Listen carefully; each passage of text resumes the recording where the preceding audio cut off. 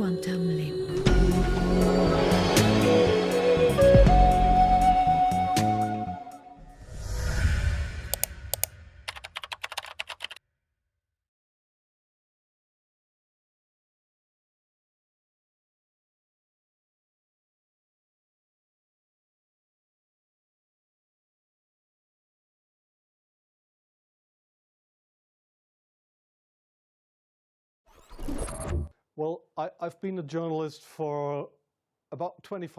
Je suis journaliste depuis environ 25 ans et j'ai été éduqué à mentir, à trahir et à ne pas dire la vérité au public.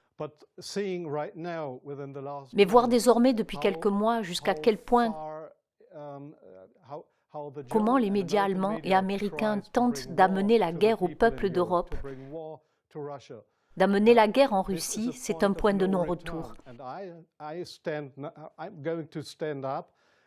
Je vais me tenir debout et dire ce que j'ai fait dans le passé. Ce n'est pas bien. Manipuler les gens, faire de la propagande contre la Russie, ce n'est pas correct. Ce que mes collègues font et ont fait dans le passé parce qu'ils sont soudoyés pour trahir le peuple, pas seulement en Allemagne, dans toute l'Europe. La raison d'écrire ce livre, c'est que j'ai très peur d'une nouvelle guerre en Europe. Et je ne veux pas être dans cette situation à nouveau. Parce que la guerre ne vient jamais d'elle-même. Il y a toujours des gens derrière pour pousser la guerre, et ce ne sont pas seulement des politiciens, ce sont les journalistes aussi. Je viens d'écrire dans le livre comment nous avons trahi nos lecteurs dans le passé. Juste pour pousser à une guerre, et parce que je ne veux plus de cela. J'en ai plus qu'assez de cette propagande. Nous vivons dans une république bananière et non dans un pays démocratique où nous avons la liberté de presse, où nous avons les droits de l'homme.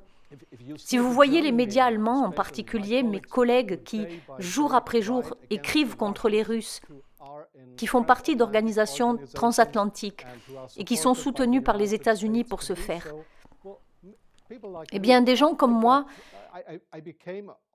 je suis devenu citoyen d'honneur de l'État d'Oklahoma aux États-Unis.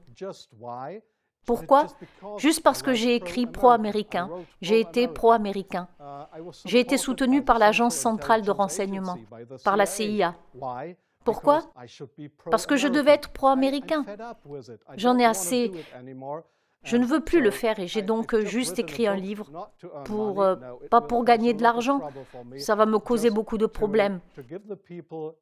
Juste pour donner aux personnes dans ce pays, en Allemagne, en Europe et dans le monde entier, juste pour leur donner un aperçu de ce qui se passe derrière les portes closes. Oui, il y a de nombreux exemples pour cela. Si nous faisons juste un retour en histoire, si on retourne en 1988, si vous allez dans vos archives, vous trouverez en mars 1988. Il y a eu en Irak des Kurdes qui ont été gazés avec du gaz toxique. C'est connu dans le monde entier. Mais en juillet 1988, ils m'ont envoyé dans une ville appelée Zubaydah, qui se trouve sur la frontière entre l'Iran et l'Irak. Et il y avait une guerre entre les Iraniens et les Irakiens. Et j'ai été envoyé là-bas pour photographier comment les Iraniens ont été gazés avec du gaz toxique allemand. On l'appelle l'hypérite, fabriqué par l'Allemagne. Ils ont été gazés. Et j'étais là pour faire des photos de la vie de ces personnes tuées par du gaz toxique en provenant d'Allemagne. Lorsque je suis revenu en Allemagne, il n'y avait qu'une petite photo dans un journal, dans le Frankfurter Allgemeine. Et il y avait un petit article sans décrire la brutalité impressionnante, combien c'était inhumain, comment c'était terrible de tuer la moitié, de tuer des gens des décennies après la fin de la Seconde Guerre mondiale, avec du gaz toxique provenant d'Allemagne. C'était donc une situation, je sens avoir été utilisée à mal, d'avoir été là-bas juste pour faire un documentaire relatant ce qui a été fait, mais sans avoir le droit de crier au monde entier ce que nous avons fait derrière ces portes closes. Jusqu'à aujourd'hui, le public ne savait pas que c'était du gaz allemand. Il y a eu des centaines ou des milliers de personnes gazées dans cette ville de Südbagdad. Vous vous demandez ce que j'ai fait pour les agences de renseignement? Alors regardez, la plupart des journalistes que vous voyez dans les pays étrangers, ils prétendent être journalistes. Ils sont peut-être journalistes, européens ou américains, mais beaucoup d'entre eux, comme moi dans le passé, sont ce qu'on appelle agents de couverture non officiels. C'est ainsi que les Américains les appellent. J'ai été un agent de couverture non officiel. Qu'est-ce qu'un agent de couverture non officiel? Cela signifie que vous travaillez pour un service de renseignement. Vous les aidez s'ils veulent que vous les aidiez. Mais jamais ils ne... Si vous êtes enfermé ou si l'on découvre que vous n'êtes pas seulement un journaliste mais aussi un espion, ils ne diront jamais « Oh, c'était un de nos gars ». Ils ne vous connaissent pas. Cela signifie agent de couverture non officiel. Je les ai donc aidés dans plusieurs situations et j'en ai aussi honte maintenant. Je me sens honteux d'avoir travaillé pour un journal très recommandé comme le Frankfurter Allgemeine parce que j'ai été soudoyé par les milliardaires, j'ai été soudoyé par les Américains pour ne pas rapporter exactement la vérité. J'imaginais dans ma voiture pendant que je conduisais pour venir à cet entretien, j'ai juste essayé de travailler dans mon cerveau ce qui se serait passé si j'avais écrit un article pro-russe dans le Frankfurter Allgemeine. Eh bien, je ne sais pas ce qui se serait passé, mais nous avons tous été éduqués pour écrire pro-européen, pro-américain, mais s'il vous plaît, pas pro-russe. Donc, je suis vraiment désolée pour cela. Mais ce n'est pas ce que j'entends de la démocratie et de la liberté de la presse. Je suis vraiment désolé pour cela. Oui, je comprends votre question très bien. L'Allemagne est une sorte de colonie des États-Unis. Vous verrez que dans de nombreux points, comme la majorité des Allemands ne veulent pas avoir de bombes nucléaires dans notre pays, mais nous avons toujours des armes nucléaires américaines. Nous sommes donc toujours une sorte de colonie des Américains. Et en étant une colonie, il est très facile d'approcher les jeunes journalistes à travers ce qui est très important ici, des organisations transatlantiques. Tous les journalistes vraiment respectés et recommandés de grands journaux allemands, magazines, stations de radio, chaînes de télévision, ils sont tous membres ou invités de ces grandes organisations transatlantiques. Et dans ces organisations transatlantiques, vous êtes sollicité pour être pro-américain. Il n'y a personne qui vienne vous voir et vous dise « Nous sommes de la CIA, souhaitez-vous travailler pour nous ?» Non, ce n'est pas comme cela que ça se passe. Ce qu'ils font, ces organisations transatlantiques, ils vous invitent pour visiter les États-Unis. Ils paient tout pour vous. Ils paient tous vos frais et le reste. Donc vous êtes soudoyé. Vous devenez de plus en plus corrompu parce qu'ils vous donnent de bons contacts.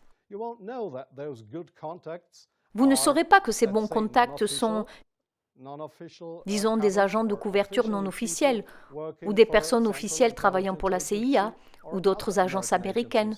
Vous avez donc des amis. Vous pensez qu'ils sont des amis et vous coopérez avec eux. Ils vous demandent « Pourriez-vous me faire cette faveur-ci ? Pourriez-vous me faire cette faveur-là » Ainsi, vous êtes de plus en plus soumis à un lavage de cerveau à travers ces gens-là. Et votre question était « Est-ce le cas avec seulement des journalistes allemands ?» Ben non. Je pense d'ailleurs que c'est surtout l'affaire des journalistes britanniques, parce qu'ils ont une relation beaucoup plus étroite. C'est surtout le cas avec les journalistes israéliens, bien sûr. Avec les journalistes français pour une partie, pas autant que les Allemands ou les journalistes britanniques. C'est le cas pour les journalistes australiens, pour les journalistes de Nouvelle-Zélande, de Taïwan, de très nombreux pays, des pays du monde arabe, comme la Jordanie par exemple, comme Oman, le sultanat d'Oman. Il y a de nombreux pays où cela se produit, où vous trouvez des gens qui se prétendent être de respectueux journalistes, mais si vous regardez derrière eux, vous découvrirez que ce sont des marionnettes de la CIA. Je suis désolé de vous interrompre, je vais vous donner un exemple. Parfois, les agences de renseignement viennent dans votre bureau et veulent que vous écriviez un article. Je vous donne un exemple, pas d'un journaliste inconnu, mais de moi-même. J'ai juste oublié l'année, je me souviens juste que l'intelligence du renseignement extérieur allemand, c'est juste comme une sœur de la CIA. Elle a été fondée par la CIA. Un jour, l'agence de renseignement allemande est venue à mon bureau de la Frankfurter Allgemeine à Francfort. Ils voulaient que j'écrive un article sur la Libye et sur le colonel Mouammar Kadhafi. J'avais absolument aucune information secrète concernant le colonel Mouammar Kadhafi et la Libye. Mais ils m'ont donné toutes ces informations secrètes et ils voulaient juste que j'écrive, que je signe l'article avec mon nom. Je l'ai fait, mais c'est un article qui a été publié dans le Frankfurter Allgemeine, dont l'origine vient de l'agence du service de renseignement allemand. Alors pensez-vous vraiment que c'est cela le journalisme? Les agences de renseignement qui rédigent des articles? Oui, cet article, je l'ai réimprimé en partie dans mon livre. Cet article expliquait comment la Libye, le colonel Mouammar Kadhafi, a secrètement tenté de construire une usine à gaz toxique. C'était à Rabta, je crois le nom, oui. Et j'ai eu toutes ces informations. C'est une histoire qui a été imprimée dans le monde entier 2 jours plus tard. Mais je n'avais aucune information sur ce point. C'était l'agence de renseignement qui voulait que j'écrive cet article. Ce n'est pas ainsi que le journalisme devrait fonctionner, que les services de renseignement décident de ce qui est imprimé ou non. Si je disais non, je vous donne un exemple, un très bon exemple. Si vous dites non, nous avons en Allemagne une unité de sauvetage avec des hélicoptères pour les accidents de la route. Ils s'appellent eux-mêmes les anges jaunes. Il y avait un gars qui ne voulait pas coopérer. Il était pilote de l'hélicoptère service des Anges jaunes en Allemagne. Ce type a dit non au service de renseignement allemand lorsqu'ils l'ont approché et le voulaient comme agent de couverture non officielle pour travailler pour le service allemand de renseignement, juste pour faire semblant d'être quelqu'un des Anges jaunes. Donc ce qui s'est passé, c'est qu'il a perdu son emploi. Et le tribunal en Allemagne, le juge, a décidé qu'ils avaient raison parce qu'ils ne pouvaient pas faire confiance à un tel type. Il a été viré parce qu'il n'a pas coopéré avec les services de renseignement. Je savais donc ce qui se passerait si je ne coopérais pas avec les services de renseignement.